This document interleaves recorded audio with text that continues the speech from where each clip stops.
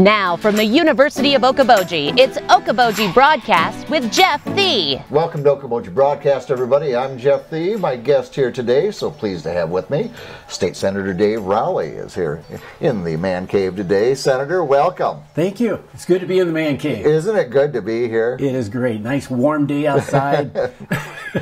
You know what? We're this close to it all being beautiful again. We are. And I'm looking forward to it. Yeah. I love spring. I love this time of year, and it's a good Friday today, and we have Easter to look forward to this Sunday. It's awesome. Let's, we're coming up on 100 days on Tuesday. Yeah. And they always say, well, 100-day session. Well, doesn't always work that way, Senator. Let me ask you. You've been in this since now January.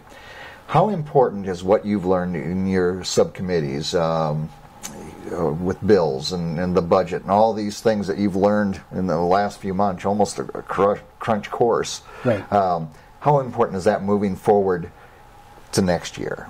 Very important. I know so much more now than I did when we first visited here on camera. Just the experience of getting to know what a bill is, how you get it through, how you file for it, how you get it written, the support you need, the people within the legislature and the lobby that you have to connect with. I mean, there's a whole process where I was under the impression, of course, you come in, you've got a great bill, something that is definitely important to your constituents, and you want to chair that, you want to really move that through. Yeah. Now the next question is, will the leadership take that bill, move it forward, and then if they say yes, so who do you go to? You go to the chair, you go to who's going to be the subcommittee chair on that, or if I'm going to do it, I'll do it. But then I'm also given other bills to be subcommittee chair on as well. Yeah. And so you have this balancing act of network. So you network with the people, your fellow senators, your leadership, the lobby, which is very important because they will give you the pros and cons, and those are the constituents we have. Yes. They're their customers sometimes too. That's many times. Very, very true. And this is where a term special interest used to mean bad things to me. Right. Always, because you read about that and you hear about special interest. But I've found those people actually are working for a lot of great people out there just to make sure that when the legislature considers a bill, those pros and those cons are brought to the table. Right. And that the senator or the representative is going to portray that and have the information needed to help move that bill along. Right. And even then, when you move that bill along, Jeff, it can kind of get a sidetrack, and then you move forward, and then once it comes down to it, it's wonderful the Senate passes something, but guess who else has to pass that? Right, yes. So we go over to the House, and with several bills, there'll be amendments, and those amendments will come back, and then we have another bill. Yeah. And so, to answer your question, all of this process, all of this encompassing so many different players that are down there at the Capitol, that is the learning curve. Yeah. It really is. And you've kind of gotten through that first time. I here. have. Yes. And I'll tell you what, you first met me as a person who had a lot of reservation. Mm-hmm. It is awesome. I'm enjoying it. And I'm just saying that for the viewers or for you, but there's a reason why it's complicated. Yeah. There's a reason why a lot of people think it's inefficient. And a senator said this just last Tuesday. He said, Senator Rowley, if we were efficient, that is the definition of a dictatorship. Very true. This is now law. There's a dictatorship. Exactly. You need debate. You need information. You need to listen to constituents and mix all these things together, and hopefully you come up with a recipe that works. And thank you. Yeah. And sometimes it's not to everybody's pleasing everybody. You can throw that one out the window right away. Yeah, unfortunately. But to find something that is going to, you don't want to pass something just to be passing something. It's got to be effective and a positive. Definitely, move. Yeah. Definitely. And that's how law is made. That's how code is made. I guess always when we deal with issues that are passed in the legislature, go into law, if there's unintended consequences, if there's issues, the wonderful thing is the people will speak again. Yeah. And we get back, and it is a government for the people, by the people, for the people. Yes. And it's it's been an unbelievable process just to be on that end of it. It is a lot of fun on one way, right? But it can be frustrating on another way because you don't get everything you wanted, or maybe you won't get what you wanted. But there's always next year too. Yeah, you keep coming back to the table. That's right. Yeah. Can I give you an example of that? Certainly. The raw milk bill was floor managed by Senator Schultz, Jason Schultz. And Jason and I talked about this, and I said, "How long have you been working on this?" I asked him. 12 years. Mm-hmm. 12 years. Yeah. And he was thrilled. He was thrilled after all that work. Yeah. And even something as innocuous as a raw milk bill. Yeah. And the amount of time he put into it. But those 2% of the people of Iowans that wanted that, yeah, it's done. Yeah. You need to filter things out, and look at redemption, bottle redemption. I mean, my goodness, I can think of covering legislative forms back in 1990s. Yeah. Talking about the 5-cent redemption, and something needs to be changed. Yeah. Well, all of a sudden, 20-some years have passed by, and so things take time. Senator Rosenboom, he's the go-to guy on the bottle bill. Just a wonderful man, and it just at the very beginning of session, somebody brought up, "We will be working on the bottle bill, Senator Rosenboom," and everybody erupted in laughter in the chamber because it's a perennial. Yeah, it always comes up. Yeah. And hopefully we'll get something done on this. Yeah. It's over in the House. I think they were revising it or amending it. We were looking at 3 cents for the redemption centers, right? And that would be tripling what's out there now. Yeah, because it's 1 cent. Historically been and if any county should have redemption centers, but you got to make money to do it. You do. You can't go bust doing these things. And Dickinson County alone could keep a redemption or several centers going, but there's no money in it. There isn't, and what happens is that when they are not redeemed and go back, you have a couple players in there, the wholesalers and the distributors, you know, to each of their own interest, and everything is fine. But you also have the redemption centers, so you have 3 players. Yeah. And by default, there's money that shifts over here. Right. So again, getting back to special interests, you have an interest in how will this balance out. Yeah. But the most important thing is, what are we doing for the state of Iowa? Yeah, exactly. And how are we going to do this? And I'm for 3 cents for the redemption centers. I think it would be awesome. And somehow we got to work that out. Yeah. Well, I think when it was first came into law, Governor Ray was in office. Oh, my. And I think you're right. I can remember my father saying, "Boy, since I did that, you're not seeing bottles and cans in the ditches anymore." So there is a real positive side to it being there. We've changed so much. I mean, 40 years ago, yes, absolutely needed. But kudos to the environmentalists, a lot of people pressing this whole issue. Yes. And kudos to all Iowans for pitching in, taking care of it. Yes, there were pennies and everything. But since that 40 years, we've got better attitudes about it. You have tougher laws for people driving around with cans, if you know what I mean, in your car, and just throwing them out the window. Right. You have far fewer that I've seen, somebody walking along the ditch with a big plastic bag collecting all these cans. You know why they're not there? Yeah. Because they're not throwing out as many cans. That's right. So the awareness has changed dramatically over the years. Part of me would like to blow the whole thing up and just say, get out of the business of doing it. But there is a concern. Let's keep it clean, and I understand that too. But we'll see where it goes this year, Jeff. Yeah. It's interesting to watch. Yeah, indeed. Well, I just got my weekly email of the Rowley report, and you've got some things that currently being worked on, and status of a few others. Yeah, I'd say when you ask how this year has gone, probably the most important bill, of course, was the tax reform bill. This gets flat tax down 3.9% by 2026. For the older folks or retirees, they don't have to pay state income tax. Takes us from the 6th highest tax state down to like the 4th or 5th lowest, and it's going to work our way through that. That really was historical because we've never seen anything like it. So very important that that got signed into law, and we'll see how that goes. I'm enjoying just the fact that we can keep more people in the state of Iowa, make them think twice about their 6 months and 1 day in Florida or wherever. Right. And make sure that they know they're supporting this great state and, and stay here longer. Yeah. And young families as well.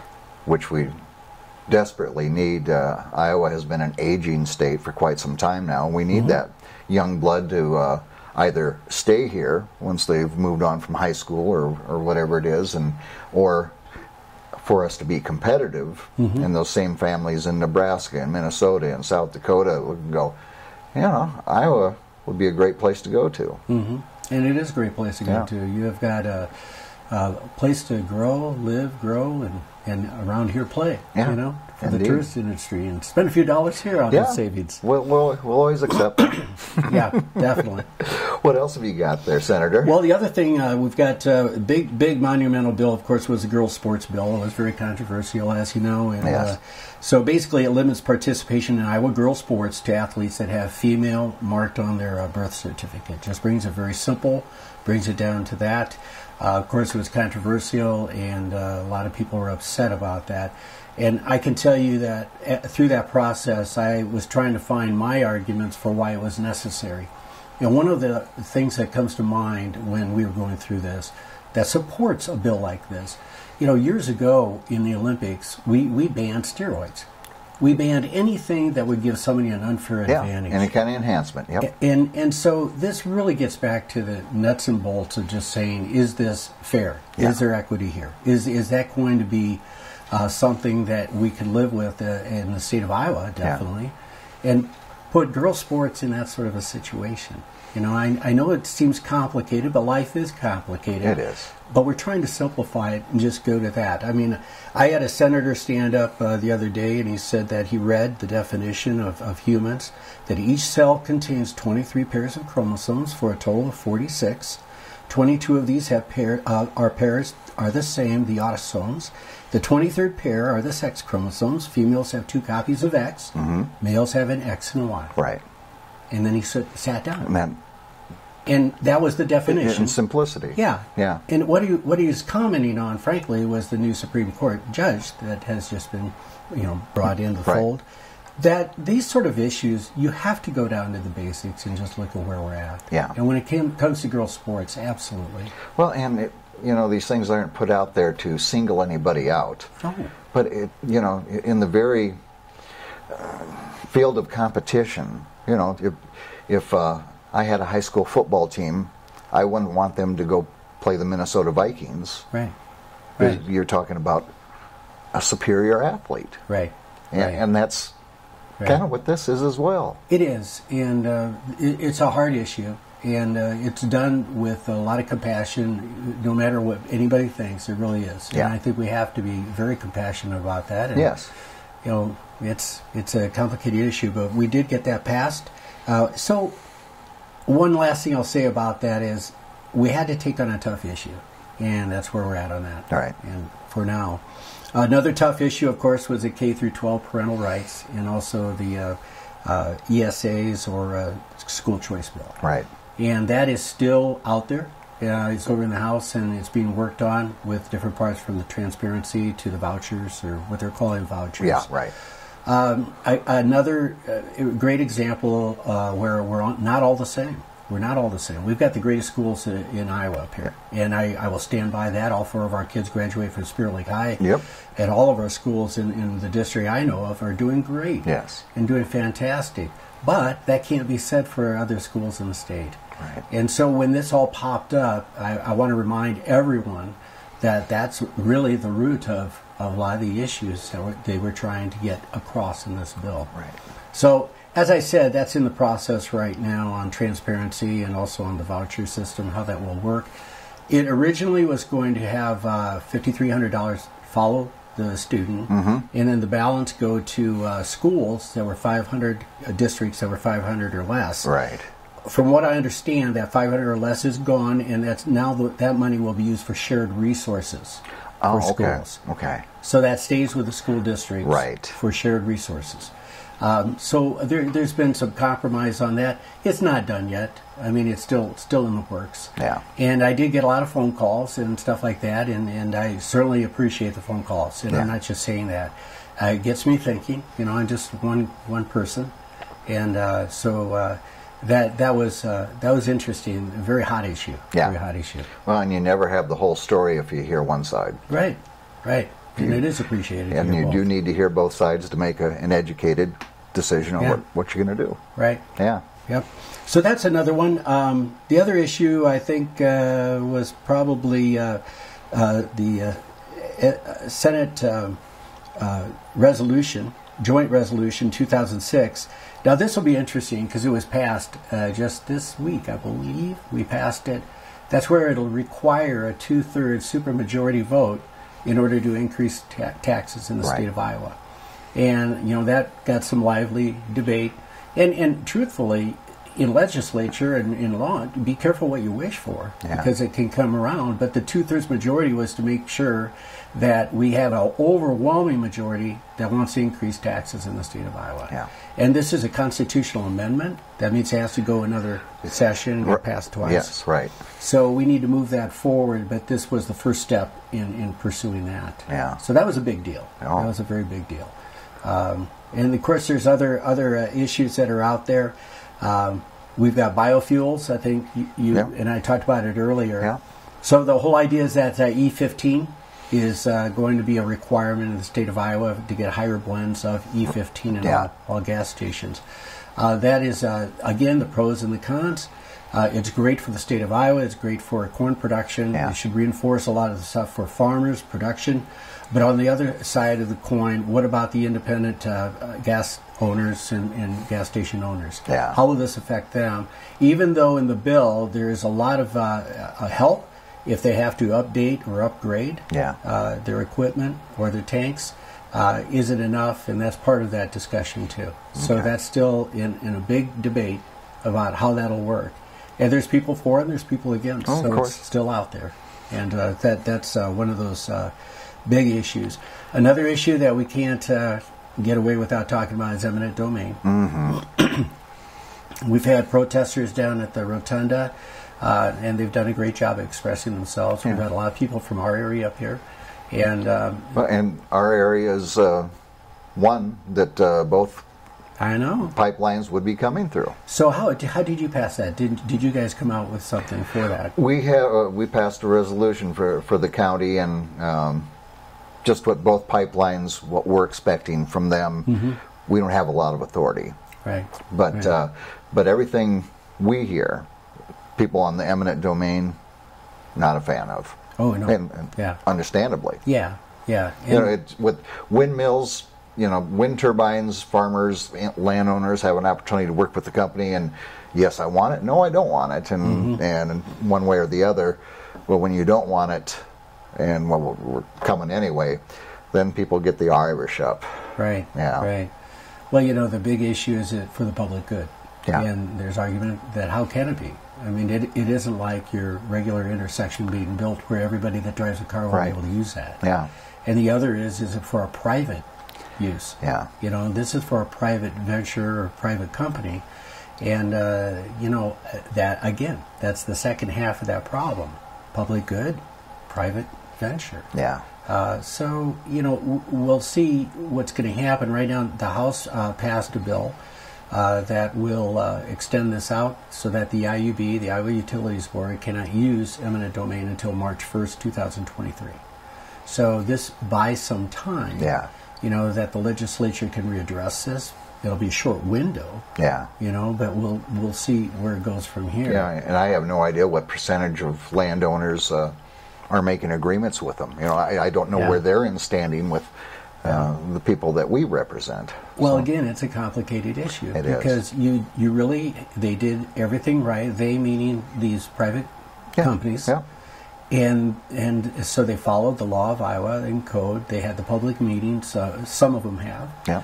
And but the fear of eminent domain, if they don't get everybody on board, is still out there. Yes. And that's where people do get their Irish up. Yeah. And they have every right to. Absolutely. Because it's about their land. Yeah. And private ownership. Yeah. And so it's a tough issue.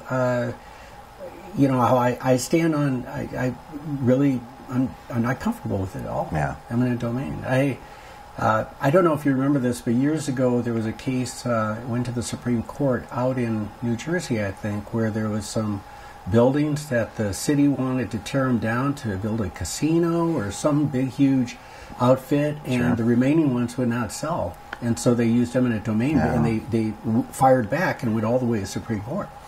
And unfortunately they lost. Oh, man. You know, there was a revision. So, you know, that's the encroachment of government in areas that you'd rather not see. Absolutely. So anyway, kudos to those who got their back up, and that's what it's all about. That's this process. Yes. You know, it gets back to that whole idea of it's messy, and it's got to have that discussion. So that's a big one. The other things that I was involved in personally was, of course, my bill on forfeiture of bail, which was a bill I got through judiciary. That was a very simple, non-confrontational, which is kind of nice to see on the floor. Yes. And that was just to extend 10 days to 30 days before you forfeited your bail. You had instead of 10 days, you went to 30 days where you could come in as the defendant, or your person for the bail. The bail company come in and show just cause why you did not show for your trial. Okay. So why did you not appear in court? Right. It used to be after 10 days you lose that bail money and everything. But now it goes out to 30 days, which is a little bit of a relief for people that were caught in COVID, back trials, you got a lot of issue. Yeah. You know, that they may not have been able to appear for whatever reason. They may have been in Cabo or whatever. Yeah, right. but those are real issues, you know. So it seems minor, but that was a fun one. I got on the floor and was able to debate that a little bit, and no challenge to it, you know. But it was interesting. Other bills we've talked about, raw milk, you know, came into being, of course. One I'm very proud of that in this tax bill, and Zach Whiting should be very proud of it too. He was trying to get sales tax exemption for airport or airplane parts and services. Yes. And that was several years ago. You know, the airports in Iowa, all these businesses that repair planes, you know, they had to pay sales tax. Right, absolutely. Of course, they passed that on to the customer. Right. And a customer would fly up to Jackson, Minnesota, or wherever to get a cheaper repair because they don't have the sales tax out there or in any of our bordering states. Right. So we got that through, where there's a sales tax exemption for those airplane parts and services. Yeah. And I know certain people are very happy in our area that came through. Yeah. And that was all part of that tax bill too, the 2370s. So other things that are in the works, Jeff, coming up. One thing that has been addressed, but I think we need to be very aggressive on it still is mental health. To try and support all the stuff going on. And I was going to ask you, I know that the House had passed 3 different bills, like maybe the week before last, and I know they got stalled in the Senate. And you know, we talked about this before, where one chamber this and one chamber, and then things come back. And so, but mental health is, oh my goodness, so important. Right. I mean, we're hearing about closing of Glenwood and everything going on down there. And then my sense was Cherokee and Woodward. They were going to get 12 more beds for a more acute need, you know, when it comes to mental health. Right. So that was good. And I sat in on that subcommittee and also through that bill.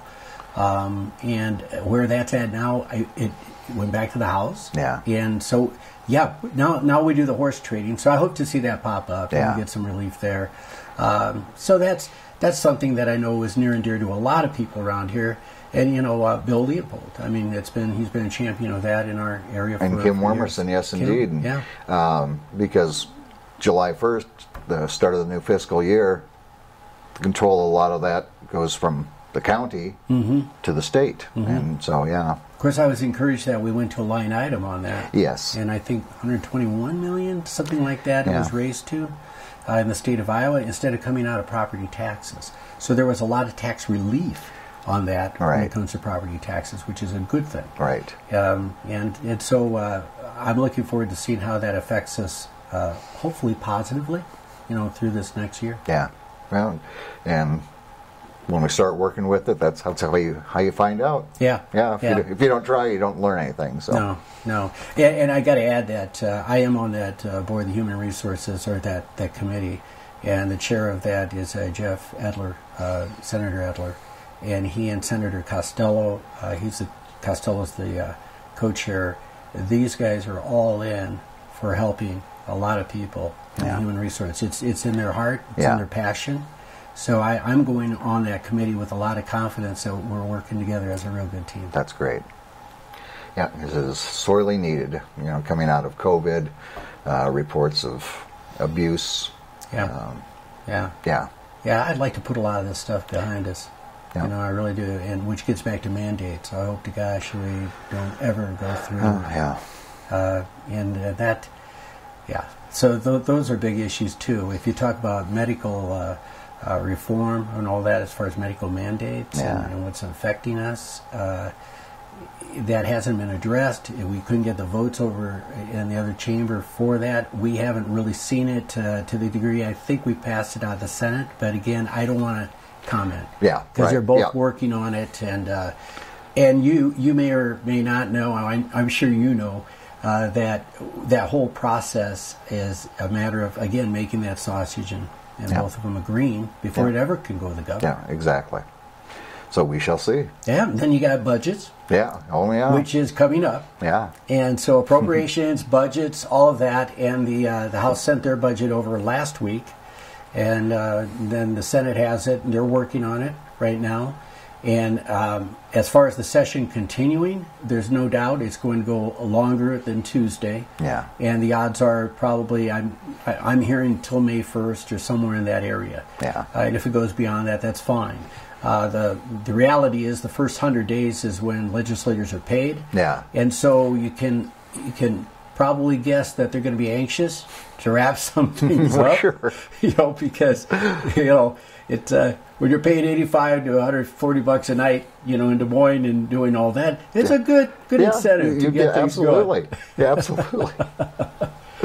Oh, well, thank you so much for coming in, just giving us a little update what's happening down in the state Senate and Iowa Legislature, and you're welcome.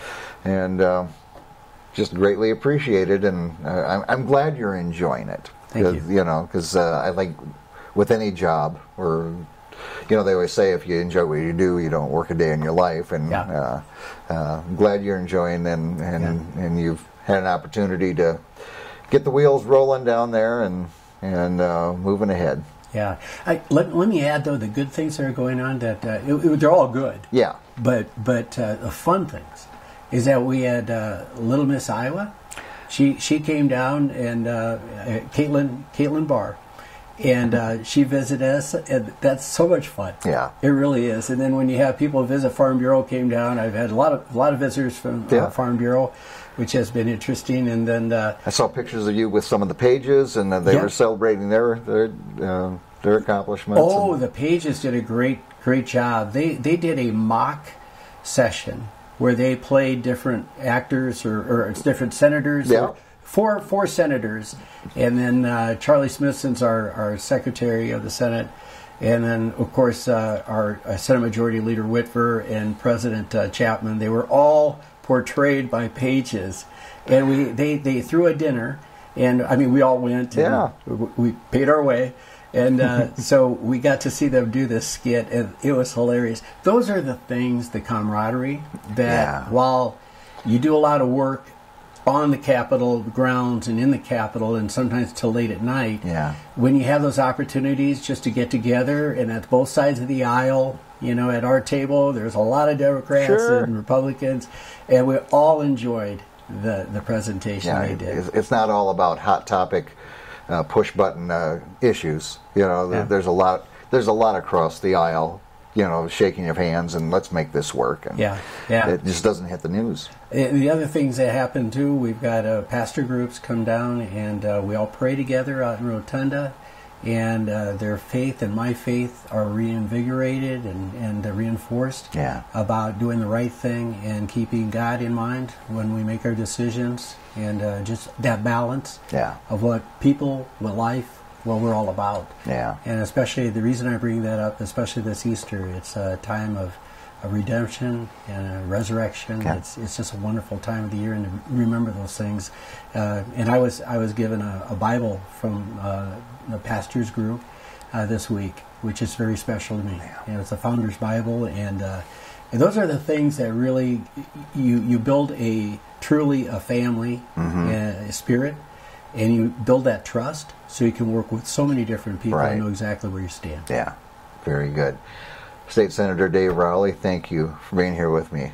Always a pleasure. Thank you, Jeff. Absolutely. State Senator Dave Rowley again here with us today. We thank him for taking time with us, and as always, we thank you for watching us right here on Okoboji Broadcast. Okoboji Broadcast from the studios at historic Arnold's Park Amusement Park is brought to you in part by the Scott Troutman State Farm Agency in Spirit Lake, Quest Wealth Management, a financial advisory practice of Ameriprise Financial Services, advisor Jan Spielman, AJ Spielman, and Erica Wachholz. Ducky's Marine and Motorsports Repair in Spirit Lake. Bank Midwest, dream big, plan wisely, live well. Lakes Regional Healthcare and Avera Partner. Ruthven Locker at the Lake, where carnivores are welcome on Hill Avenue in Spirit Lake. Beck Engineering in Spirit Lake. Be Radiant Laser Skin Studio in the Okoboji Plaza in Okoboji.